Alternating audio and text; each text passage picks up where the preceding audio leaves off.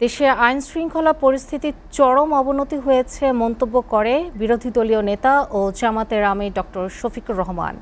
বলেছেন সরকার পরিস্থিতি নিয়ন্ত্রণে ব্যর্থ হয়েছে। তিনি এজন্য স্বরাষ্ট্রমন্ত্রীর উদাসীনতাকে দায়ী করেন। গণভোটের রায় বাস্তবায়ন না হওয়ায় জাতীয় জীবনের সংকট তৈরি হয়েছে বলেও অভিযোগ করেন তিনি। আরাফাত হোসেনের প্রতিবেদন। রাজধানীর মগবাজারস্থ আল ফালাহ মিলনায়তনে জামায়াতে ইসলামীর নীতি নির্ধারণী ফোরাম কেন্দ্রীয় মজলিসে শুরার অধিবেশনে উদ্বোধনী বক্তব্য রাখেন বাংলাদেশ জামায়াতে ইসলামীর আমির ও সংসদের বিরোধী দলীয় নেতা ডাক্তার শফিকুর রহমান। দেশের আইনশৃঙ্খলা পরিস্থিতি নিয়ে গভীর উদ্বেগ জানিয়ে জামায়াতের আমির স্বরাষ্ট্র মন্ত্রণালয়ের কর্মকাণ্ড নিয়ে প্রশ্ন তোলেন।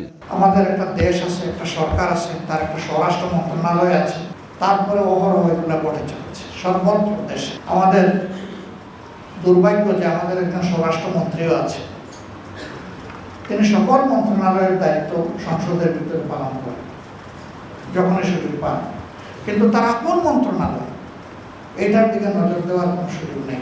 জুলাই সনদ ও গণভোটের রায় বাস্তবায়ন না হওয়ায় দেশে কোনো পরিবর্তন আসেনি বলেও মন্তব্য করেন তিনি।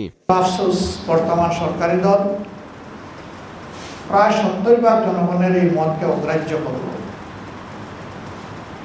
ফলে আমরা যেখানে ছিলাম সেখানেই থেকে গেলাম, কোনো পরিবর্তন আসলো না। কেউ যদি আমাদের ন্যায্য অধিকার না দেয়, আমরা চুপ করে বসে থাকবো না। সেই অধিকার আদায়ের জন্য আমাদের লড়াই চলবে ইনশাআল্লাহ। এ সময় সরকারের ইতিবাচক সব কাজে বিরোধী দলের সহযোগিতার আশ্বাস দেন ডাক্তার শফিকুর রহমান। জাতির স্বার্থে সংসদের ভিতরে আমাদের ভূমিকা পরিচালিত হবে ইনশাআল্লাহ। সরকার ভালো উদ্যোগ নিয়ে সহযোগিতা করব। Arafat Hossain, SA TV, Dhaka.